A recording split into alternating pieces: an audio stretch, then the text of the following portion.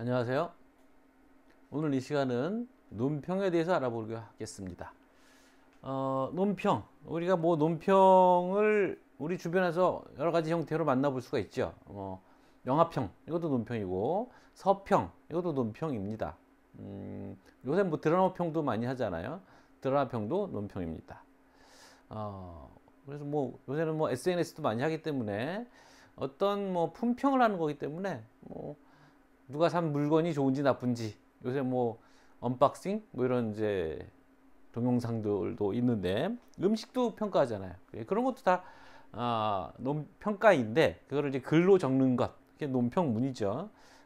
그래서 논평을 그렇게 어렵게 생각하실 건 없는데 다만 이제 우리가 다루고 있는 거는 논리적인 글, 논증적인 글을 대상으로 하기 때문에 그런 점에서 좀 틀립니다. 감상평하고 좀 다른 거죠. 그래서 주어진 텍스트를 논리적 관점에서 비판한다 라고 생각하시면 그게 이제 논평인 겁니다. 여기서 뭐 텍스트란 말은 꼭 문자로 되어 있는 것에 국한되지 않고요. 영화도 텍스트로 볼 수 있는 것이고 그림도 일종의 텍스트인 것이고 음악도 텍스트라고 볼 수가 있죠. 좁은 의미로 하면 이제 뭐 이른바 활자화된 글 그게 이제 텍스트지만 넓혀서 얼마든지 이해할 수 있다는 말이고요. 우리가 이제 논평 얘기를 할 때 꼭 문제가 되는 거는 논평 그러면 잘못된 점을 이야기하는 거라고 생각해요. 그렇지 않고요. 논평은 시시비비를 가리는 것이다. 옳은 건 옳다. 잘한 건 잘했다. 못한 건 못했다. 라고 말하는 거죠. 그래서 좋은 평, 호평 이런 거 얼마든지 가능한 겁니다. 악평도 되지만 악평이란 말은 좀 실제보다 나쁘게 평가한다는 의미가 있어서 그렇습니다만 호평이나 악평이나 상관없고요. 그러니까 비판적으로 보든 이 비판적이라는 말을 여기서 쓰면 안 되는데 사실은 그러니까 좋은 쪽에서 평가를 하든 잘못된 쪽으로 평가를 하든 그건 관계가 없고요. 다만 문제는 근거를 제시해야 된다는 거. 그냥 감상, 주관적인 감상에 그치는 게 아니고 다른 사람들도 공감할 수 있는 어떤 근거 제시를 통해서 자신의 평가를 뒷받침해야 그게 제대로 된 논평문이라고 할 수 있죠. 자, 그리고 형식적 요약에서 출발한다. 즉, 텍스트를 잘 읽고 읽지도 않고 하는 서평도 있다고 합니다만 당연하게도 텍스트를 잘 읽고 잘 이해한 토대에 의해서 논평을 해야겠죠. 그렇지 않으면 그래서 형식적 요약에서 출발해 형식적 요약을 해놓고 그걸 가지고 논평으로 넘어가야 된다는 거예요.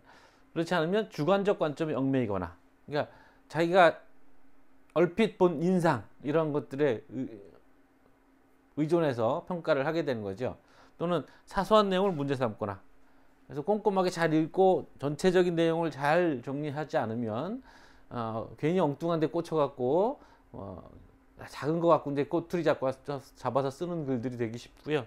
두 번째, 세 번째, 논의의 초점을 빗나간 비판이 되지 않기 위해서 저자가 지금 현안 문제로 다루고 있는 것이 뭔지를 정확히 파악해야 되는데 저자가 뭐 전체 큰 논증을 하는 과정에 잠깐 하는 얘기 거기에 꽂혀서 또 논점을 놓친다거나 뭐 근거로 든 것 중에서 자신이 마음에 안 드는 게 있었다고 또는 마음에 너무 든다고 해서 그걸 가지고 전체를 평가하거나 뭐 이러면 안 되는 거죠.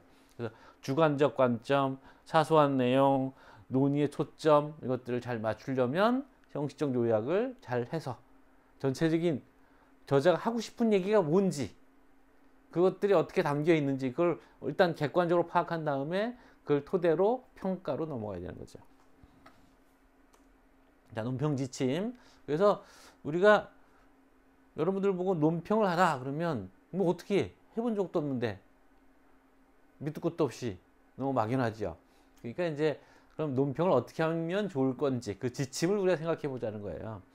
그래서 아까 이제 형식적 요약에서부터 출발해야 된다고 했습니다만 그러니까 형식적 요약을 잘 따져보면 우리가 논평할 거리들을 찾아낼 수 있어요. 왜냐하면 형식적 요약의 요소들이라는 건 결국 어떤 사람이 이런 논증적인 글을 쓴다고 했을 때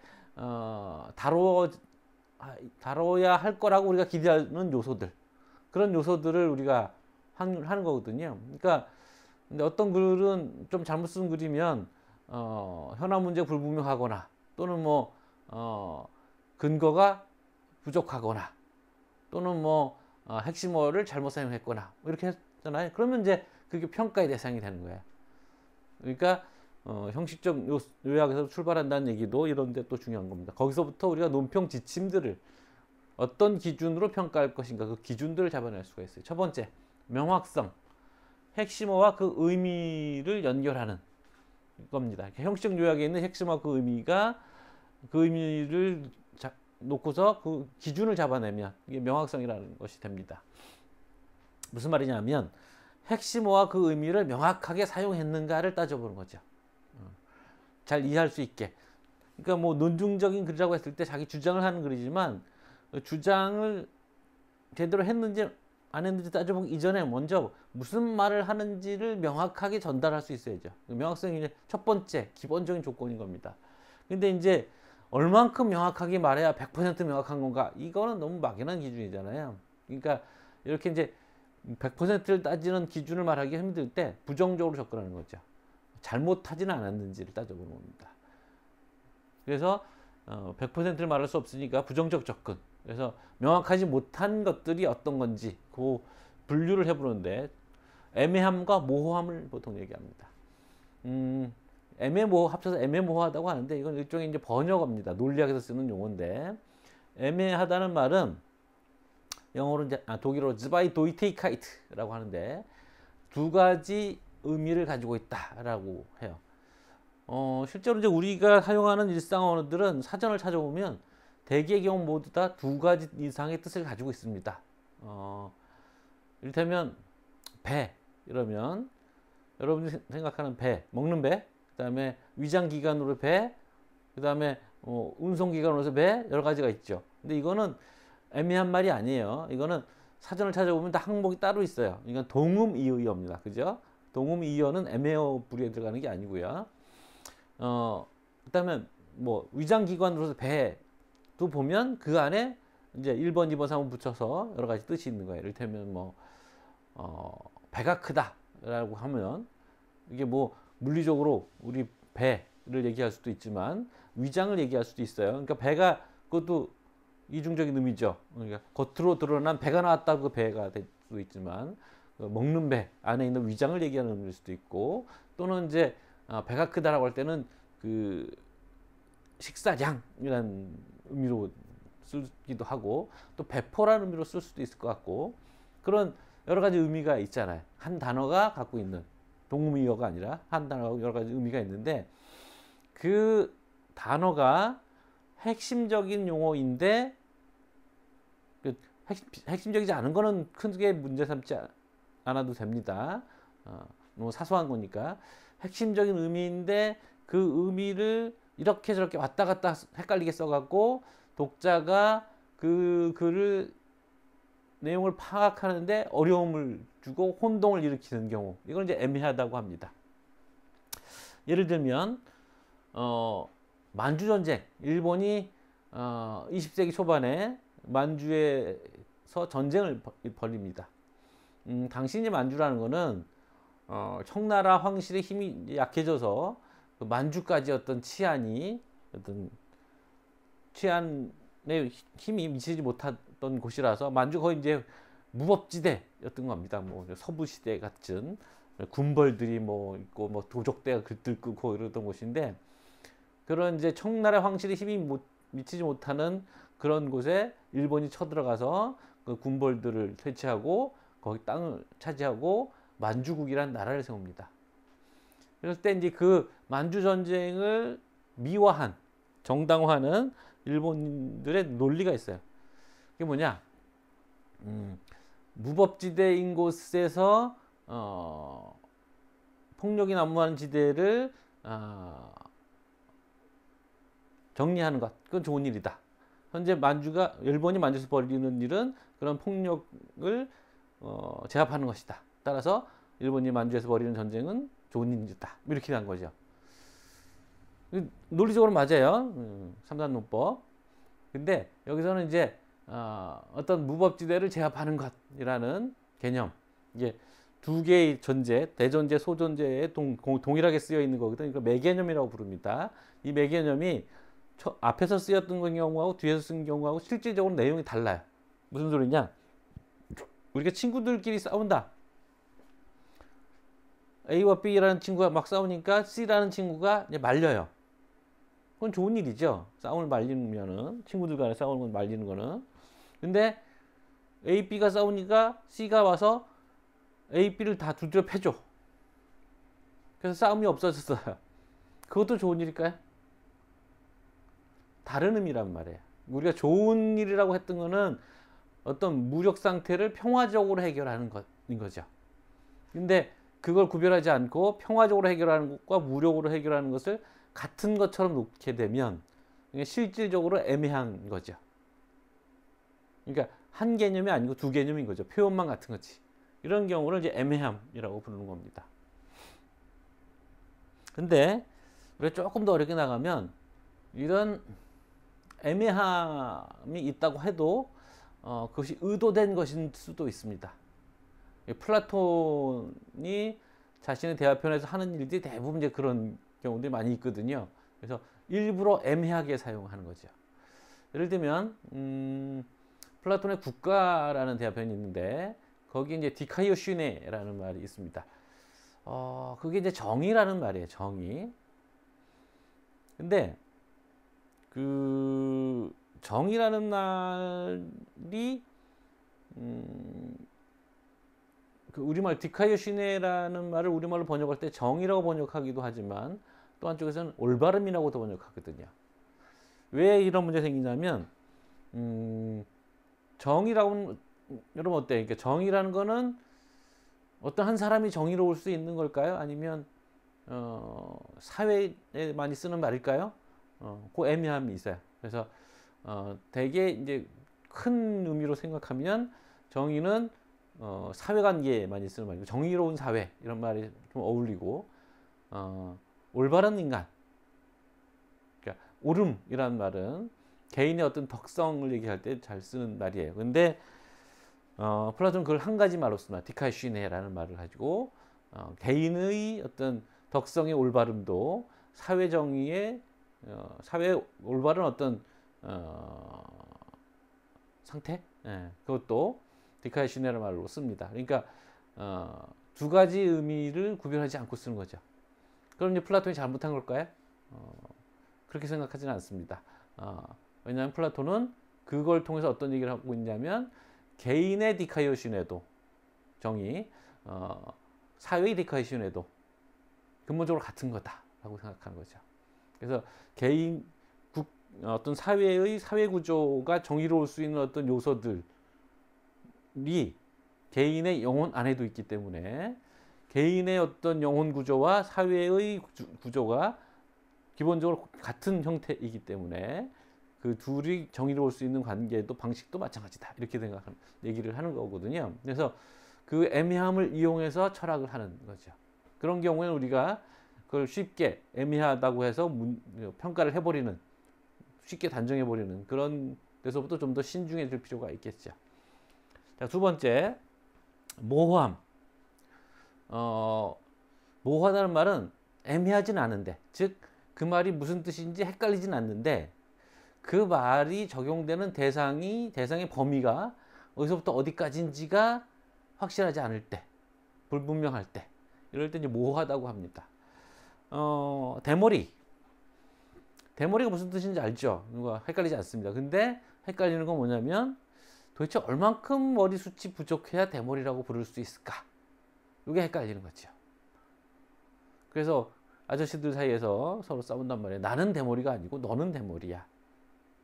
그렇죠? 나는 앞니마만 까졌지만 너는 뭐 뒷니마까지 까졌잖아. 뭐 이러면서 싸울 수 있단 말이에요. 친구들끼리. 뭐 대머리는 그렇게 심각한 사람은 심각한 거지만 특히 이제 문제가 되는 것은 법조문에 우리가 법을 만들 때 그 법조문에 들어가는 용어가 모호할 경우에 이제 심각한 문제를 발생시킬 수 있습니다. 좀 가볍게는 이를테면 우리가 가전제품 중에서 뭐 사치품이란 품목이 있다고 합시다. 그래서 어떤 거는 필수품이고 필수 가전제품이고 어떤 거는 사치품이다라고 하고 그래서 사치품에는 세금을 많이 매기고 필수품에는 세금을 조금 매긴다 이랬다고 합시다. 그러면 거기에 사치품 안에 들어가느냐 안 들어가느냐는 되게 중요한 그 판매에서 되게 중요한 문제가 되죠.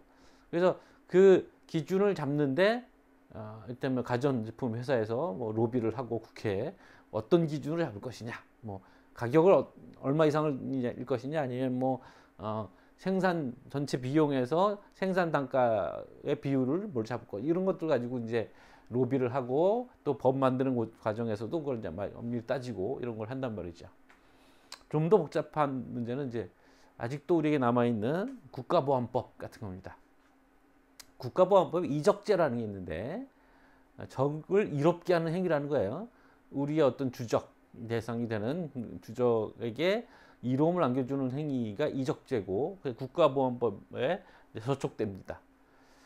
이거 뭐 아주 오래된 얘기지만 어떤 사람이, 그러니까 좀 뭐라고 해야 되나, 하여튼 뭐 어떤 사람이 북한에서 운영하고 있는 트위터, 북한에서 이제 그 공적으로 사용하고 있는 트위터가 있겠죠. 그 트위터의 내용을 리트윗을 한 거죠.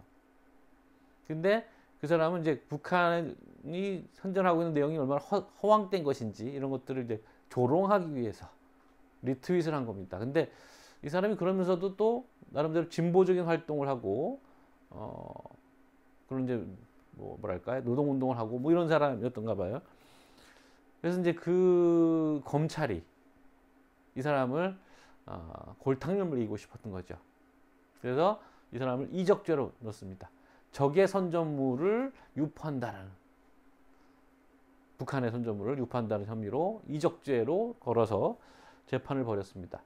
물론 이 사람이 대법원까지 가서 3심까지 가서 무죄 판결을 받긴 했습니다만 그동안 이제 법원에 끌려다닌 고생을 한 거죠.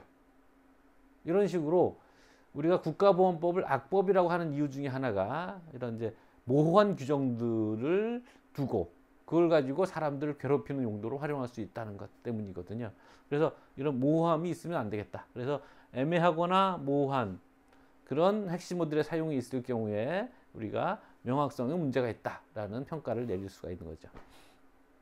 근데 이제 명확성 얘기를 할 때 늘 내가 강조하고 있는 거는 너무 사소한 얘기들, 그러니까 전체적으로 쭉 읽어보면 문맥상 이해가 되는 정도의 애매함이나 모호함이라면 굳이 거론할 필요가 없다. 오히려 그런 얘기하면 사람이 너무 사소한 것을 가지고 시비 붙는 것처럼 보이기 때문에 글 자체가 좀 초라해집니다. 그래서 좀 더 신중하게 접근할 필요가 있다는 거. 두 번째, 유관성. 유관성이라는 건 현안 문제에 대해서 본론에서 그 내용들을 얼마나 중심적으로 다루고 있느냐, 현안 문제를 중심적으로 중요하게 다루고 있느냐, 현안 문제와 본론의 밀접함이라고 하고, 이걸 잘 지키지 못했을 때 보통 우리가 논점 일탈이다라고 얘기를 합니다. 대개의 경우 우리가 이제 논술 문제를 쓸 때 뭐 중간고사나 기말고사 같은 이제 그 대학에서 시험 같은 경우도 마찬가지입니다만, 또는 뭐 중고등학교 때 우리가 뭐 약간 주관식 이런 거 쓸 때도 그렇습니다만 문제를 잘못 이해하고 쓰는 경우가 바로 이런 논점 일탈의 오류를 범하게 됩니다. 우리 얘기를 이런 예를 들어보면, 즉 교실에서 교사의 체벌은 정당한가? 라는 논의를 한다고 합시다. 현안 문제는 그거예요. 교실 학생들을 체벌하는 것이 도덕적으로 정당한가라는 거예요. 근데 어떤 일선 교사가 이런 논지를 펴는다고 합시다. 요즘 학생들은 교사의 말을 잘 듣지 않고, 그런데 그들을 그대로 내버려 둘 경우에 교실의 질서가 무너지고, 그래서 공부하고자 하는 어떤 선의를 가진 학생들에게 피해가 갈 수 있기 때문에 체벌은 불가피하다. 뭐 이런 식으로 논증을 구성했다고 합시다. 그건 그 자체로 맞는 얘기일 수 있어요. 근데 지금 문제가 요구하는 것은 그게 사람이 어떤 목적을 위해서 다른 사람을 때린다는 게 도덕적으로 정당화 되느냐는 문제거든요. 근데 그 얘기는 빠지고 어떤 수업의 효율성 얘기로만 넘어간 거죠. 그러니까 이건 논점 일탈이 된 겁니다. 그래서 유관성의 측면에서 문제가 생기는 거죠. 그래서 이런 것도 우리가 평가해 볼 수가 있어요. 그러니까 아까 얘기한 것처럼 현안 문제, 그다음에 그 논거 같은 형식적 요약에서 쓰는 요소들을 가지고 우리가 이제 어떤 논평의 기준점을 잡을 수 있다는 얘기죠. 세 번째는 타당성. 이 타당성 좀 넓은 의미로 봅니다. 왜냐하면 우리가 이제 논증적인 글에서 쓰는 논증의 추론 형식을 크게 이제 연역 논증과 귀납 논증으로 나눌 수가 있는데, 좁은 의미의 타당성은 귀납 논증이 아니라 연역 논증에만 사용합니다. 근데 여기서 이제 둘 다 사용하기 때문에 넓은 의미라고 얘기한 겁니다. 존재와 결론의 관계예요. 우리가 이제 논리학을 배우면 이걸 가지고 이제 논리적으로 잘 된 추론인지 아닌지 뭐 이런 것들을 우리가 따져볼 수 있는 능력을 가질 수 있겠습니다만, 이게 무슨 논리학을 하자고 한 얘기는 아니기 때문에 그냥 논리학의 내용을 조금만 이용해서 우리가 어떤 논증의 타당성 여부를 좀 가늠해 보는 그런 정도의 뭐 그냥 스킬 이런 거 좀 합시다. 연역 논증은 수학이 대표적인 연역 논증이거든요. 그래서 뭐 x항, y항 뭐 이런 거 있잖아요. 근데 x항, y항은 미지항이잖아요. 그러니까 그거는 거기다 무슨 값을 넣어도 다 동일하게 유지가 되는 거잖아요. 그래서 그 연역 논증은 다 그래서 마찬가지입니다. 그래서 우리가 어떤 논증을 만났을 때, 그 자체로는 이제 우리가 그 일상적인 용어를 사용하고 있기 때문에 그 용어 갖고 있는 의미가 헷갈려서 우리가 그 형식의 타당성을 잘 모를 수가 있어요. 그러니까 원래 이제 연역 논증에서만 타당성 얘기를 하는 이유는 연역 논증은 그 참이면 반드시 참이고 거짓이면 반드시 거짓이기 때문에, 참이었던 게 거짓이 될 가능성이 전혀 없고 거짓된 것이 참일 가능성이 전혀 없기 때문에. 근데 귀납 논증은 좀 달라요. 100% 참이 없고 100% 거짓이 없는 겁니다. 귀납 논증은. 그래서 연역 논증은 그래서 형식적으로 판단할 수 있는 거예요. 그래서 어떤 내용이 대신 어떤 개념이 대신 들어가더라도 형식적인 타당성은 계속 유지가 되는 거죠. 자, 그래서 이제 요걸 가지고 팁으로 삼아서 낯설고 헷갈리는 논증이라도 그걸 형식화 시켜 놓고 나서 그 형식화된 그 이런 기호에다가 좀 쉬운 내용을 도입해서 형식은 똑같으니까. 그러니까 이를테면 요런 것과 요런 것이에요. 자, 봅시다.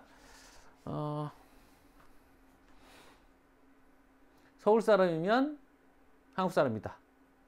서울 사람이다. 그러니까 한국 사람이다. 이렇게 되는 거예요. 이게 이제 다른 복잡한 논증일지라도 형식적으로 이게 똑같으면 이렇게 간단한 얘기를 집어넣으면 알 수 있는 거예요. 서울 사람이면 한국 사람일 경우에 서울 사람이면 서울 사람이라고 했을 때 한국 사람이 되는 건 당연한 거죠. 근데 이런 게 있어요.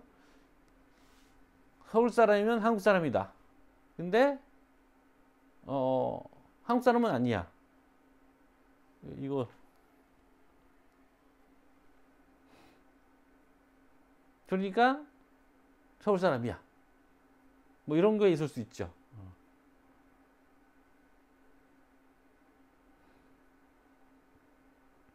이거 좀 이상한데. 서울 사람이면 한국 사람이다. 한국 사람 아니 저.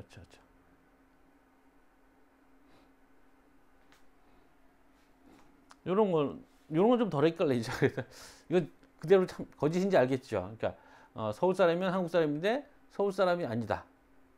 그러니까 한국 사람이다. 이럴 수는 없죠. 이것도 이건 그렇고 또 다른 거 서울 사람이면 한국 사람이다. 근데 서울 사람이 아니다. 그러니까 한국 사람이 아니다. 이렇게 한 경우. 이것도 헷갈릴까요? 근데 서울 사람 입장에서는 헷갈릴 수 있겠지. 근데 내가 뭐 군산 사람이다. 그러면 내가 군산 사람인데 한국 사람이긴 하잖아. 서울 사람이 아니더라도. 그렇죠? 그러니까 이거는 틀린 거예요. 그래서 똑같은 방식으로 형식화 시켜놓고 이렇게 얘기하는 거죠. 당신이 지금 했던 논리는 어떤 거냐면 서울 사람이면 한국 사람이라고 하고, 그리고 한국 사람이 아니라고 해서, 그런데 한국 사람이 아니라고 해서 서울 사람도 아니라고 하는 식의 얘기랑 똑같은 거야. 말도 안 되는 거예요. 뭐 이렇게 얘기하는 거죠. 그러면 듣는 사람이 훨씬 더 쉽게 알아들을 수가 있어요. 그래서 타당성 여부도 판단할 수 있고 또 그거를 가지고 평가를 하는 언어를 구사할 때도 그러니까 읽는 사람에게 훨씬 더 설득력 있게 말할 수 있는 방식. 이게 바로 이제 그 형식적 동일함을 가지고 평가하는 논증의 타당성을 평가하는 방식입니다. 두 번째는 귀납 논증. 귀납 논증은 기본적으로 뭐예요? 그러니까 개별적인 사례들을 가지고 그 사례들의 공통점을 통해서 어떤 보편적인 명제를 정립하는 방식입니다. 예전에는 이제 이게 보통 과학적 논증 방식이라고 생각해서 과학적 탐구 논리라고 생각했었어요. 근데 오늘날은 좀 더 복잡하게 이제 가설 연역적 또 가설 귀납적 방법 이런 것들을 이제 사용합니다만, 그래서 이제 보통 상식이 이렇게 형성되는 겁니다. 그래서 성급한 일반화의 오리에 빠지지 않아야 되는 거고, 귀납이라는 건 그리고 사례를 모으는 거기 때문에 사례는 경험된 것에 국한되죠. 그죠? 내 경험이 아니고 뭐 다른 사람이 어떤 보고서라고 할지라도 어쨌든 그 보고서 안에 담겨 있어야 우리가 그 사례를 가지고 모아서 그것을 일반적 법칙을 할 수 있는 어떤 자료로 사용하는 거죠. 그러니까 달리 말하면 아직 경험하지 못한 미지의 세계 또는 미래의 세계에 대한 사례들은 모집할 수가 없기 때문에 현재와 알려져 있는 세계에 국한되어 있기 때문에 100% 언제나 어디서나 100% 참이라는 얘기를 할 수가 없는 거죠. 귀납은 그래서 늘 부족한 겁니다. 100%가 아니니까. 그래서 그걸 충분한 사례와 다양한 조건들을 검토해야 되는데 그렇지 못했을 때 성급한 일반의 오류를 범하게 되는 것이고요. 그런데 물은 100도씨에서 끓는다 라고 하고 뭐 안방에서도 끓여보고 뭐 부엌에서도 끓여보고 이렇게 끓여보니까 다 100도씨에서 끓어요. 그러니까 물은 100도씨에서 끓는다 보다 라고 했는데 산에 올라가면 100도씨에서 안 끓습니다. 더 낮은 온도에서 끓어요. 왜냐하면 물은 일기압일 때 100도씨에서 끓는다는 거잖아요. 그러니까 그런 식으로 다양한 조건들을 검토해야 되고 충분한 사례를 가져야 되는 거죠. 그래서 이제 귀납 논증으로서 적절한가는 우리가 상식적으로 판단할 때 그 귀납을 할 수 있는 충분한 조건들과 사례들을 검토했느냐 그렇지 못하느냐에 따라 이제 판결이 나는 거죠. 그래서 우리가 이제 타당성을 평가할 때 우선 그 논증이 연역 형태인지 귀납 형태인지를 먼저 알아보고, 연역이면 동일한 형태로 형식화 시켜보고 거기다 쉬운 개념들을 집어넣어보는 방식, 귀납이면 그것들이 충분한 사례와 다양한 조건들을 검토했는지를 따져보는 방식을 통해서 타당성을 따져볼 수 있습니다. 자, 올바름 네 번째 조건, 합리적 수용 가능성인데 형식적 요약에서 전제와 관련되어 있습니다. 그래서 타당성은 사실은 이제 전제로부터 결론에 이르는 절차가 제대로 돼 있는가를 따지는 거예요. 근데 이제 이를테면 달나라에 토끼가 산다면 나는 우주의 대통령이다. 달나라에 토끼가 산다. 따라서 내가 우주의 대통령이다. 달나라에 토끼가 살지도 않겠지만 달나라에 토끼가 사는 거하고 내가 우주의 대통령이 되는 것하고 무슨 관계가 있겠어요. 둘 다 말도 안 되는 일이지만 그렇지만 이 논증은 참이거든요. 자, 만에 하나, 천에 하나, 백만에 하나 달나라에 토끼가 살면 형식적으로는 나는 우주의 대통령이 되는 거예요. 근데 그렇진 않잖아요. 상식적으로. 그래서 P면 Q이다. 그러니까 달나라에 토끼가 살면 내가 우주 대통령이다. 이 전제 자체가 잘못된 거죠. 그러니까 올바름의 기준에서 문제가 있는 거죠. 그러니까 이 올바름은 여러 가지 의미로 사용됐습니다. 그리고 상식적으로 받아들일 수 있는 전제들을 사용하고 있는 것이냐, 또는 그 어떤 자료를 인용한다면, 또는 통계 자료 같은 걸 인용한다면 그 자료가 실제적으로 맞는 자료인 것이냐를 따질 수 있는 거고, 그 다음에 뭐 규범적 올바름, 그러니까 뭐 부모님께 효도해야 된다, 뭐 이런 거는 우리가 전제로 사용할 수 있겠죠. 근데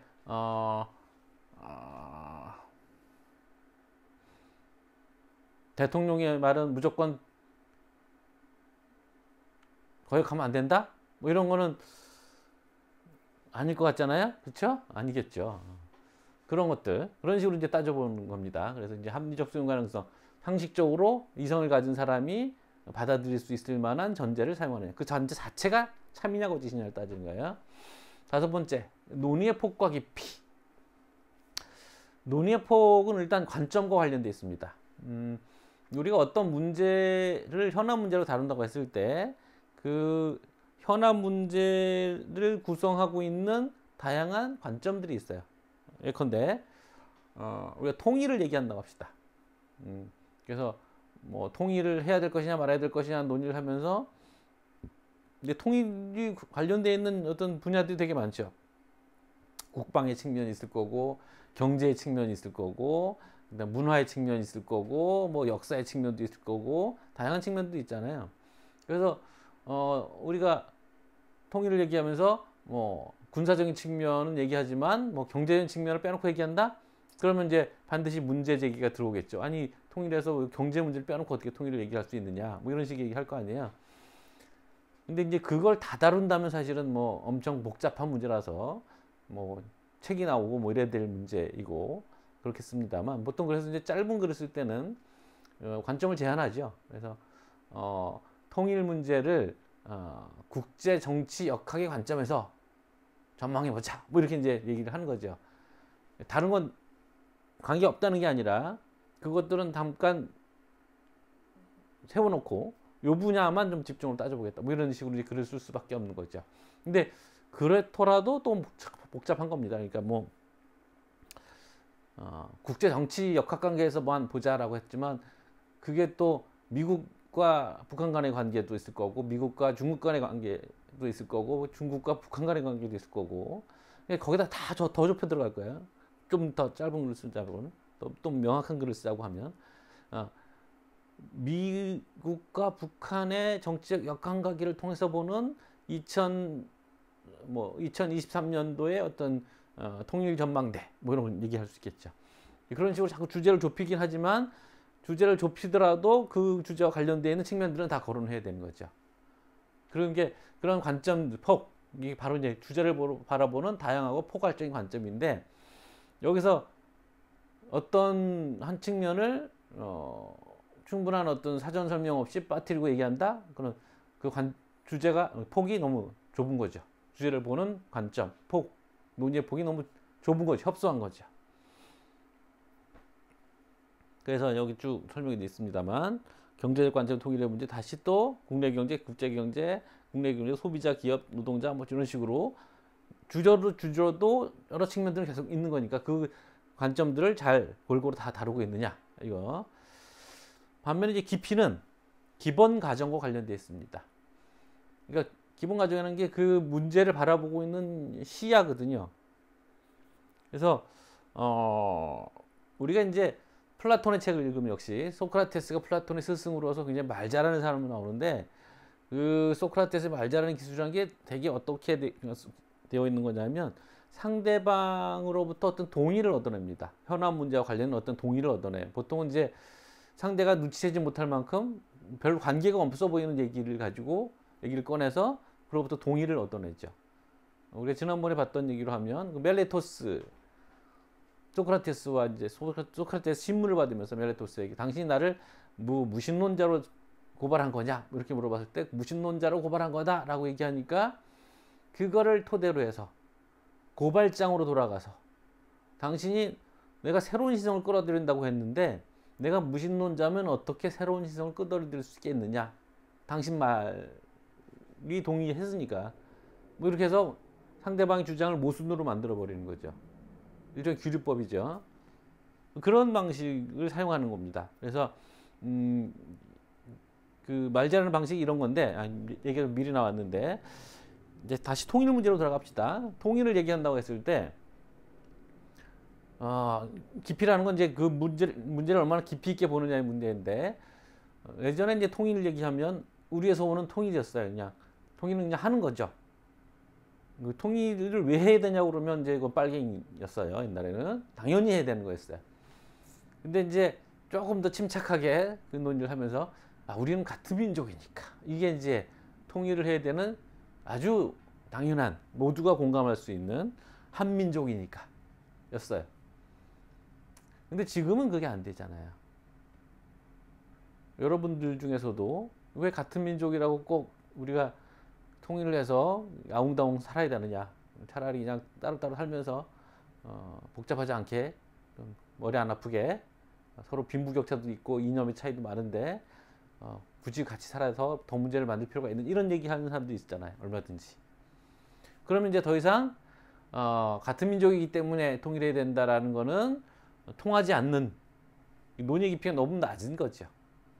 그래서 좀 더 깊은 전제, 좀 더 많은 사람이 동의할 수 있는 현재에서 그런 전제로 내려가야 돼. 예를 들면 뭐 행복하게 살고 싶으십니까? 뭐 이런 거 물어볼 수 있겠죠. 당연히 그렇죠. 근데 행복하려면 무슨 조건이 필요할까요? 그러면 돈이 많아야 된다. 또는 뭐 건강해야 된다. 뭐 등등. 근데 이를테면 거기서 그런데 과연 사회가 불안정할 때 우리가 행복할 수 있을까요? 돈이 많다고 해서 우리의 사회를 불안정하게 만드는 요인이 뭐가 있을까요? 뭐 노동 문제, 뭐 이런 것들이 있을까요? 아니면 국제 정세? 근데 우리 사회에서 가장 고질적으로 우리 사회를 불안하게 만드는 게 바로 통일 문제다. 뭐 이렇게 접근하면 긍정적인 방향으로 우리가 얘기를 가져갈 수가 있겠죠. 그러니까 상대도 쉽게 동의할 수 있는 전제까지 얘기를 끌고 들어가서 그런 깊은 전제를 갖고 와서 원래의 현안 문제랑 연결지어서 논증을 하는 방식. 그게 이제 기본 가정의 문제고 깊이의 문제입니다. 그러니까 논의를 얼마나 깊이 있게 다루느냐라는 건 기본 가정을 어떤 정도 수준에서 다루고 있느냐. 뭐 그런 얘기. 자, 이렇게 해서 우리가 논평을 할 수 있는 5가지 기준 정도를 얘기했습니다. 뭐 형식적 요약에서도 마찬가지입니다만 논평에서도 역시 이게 꼭 100% 다 들어오는 건 아닙니다. 그러니까 글마다 좀 다른 특성이 있을 수도 있지만 우리가 이제 요약에서 출발했던 거고 사실 논평이라는 게 달리 말하면 어떻게 하면 글을 잘 쓸 수 있는가라는 얘기를 뒤집은 거예요. 이런저런 요소들을 다 갖추고 있으면 좋은 글이라고 할 수 있다라고 하는 거고 그러니까 글을 쓸 때 우리가 어떤 부분을 어떻게 쓸 것인가라는 문제랑 같이 되어 있는 거니까 그래서 이제 우리가 5가지 요소를 다루었습니다만 어떤 의미에서는 이게 그런 글을 잘 쓰는 순서 기본적으로 내용을 명확하게 전달할 수 있어야 되고 이거 그러니까 뭐 학장으로 찌면 한 C나 B 정도 요걸 잘하면 유관성까지 합쳐서 타당성까지도 사실 마찬가지죠. 그러니까 여기도 한 B 정도 타당성까지 되면 그 다음에 올바름 요것도 뭐 여기까지 와서 4번까지 그러니까 1, 2번 정도는 C 3, 4번까지 갖추면 한 B 여기가 잘 돼야 이제 A로 넘어갈 수 있는 겁니다. 뭐 그런 식으로 우리가 따지면 되는 거예요. 그래서 다시 한번 강조하지만 논평은 비판적 관점에서 한다고 하지만 그 비판이라는 거는 시시비비를 가리는 거기 때문에 잘 됐다고 하는 것도 되고 잘못 썼다고 하는 것도 되는 겁니다. 다만 근거를 갖춰서 이걸 꼭 빠뜨리면 안 되는 겁니다. 근거가 빠지면 이건 독후감이 되는 감상문이 되는 거예요. 자, 수고하셨습니다.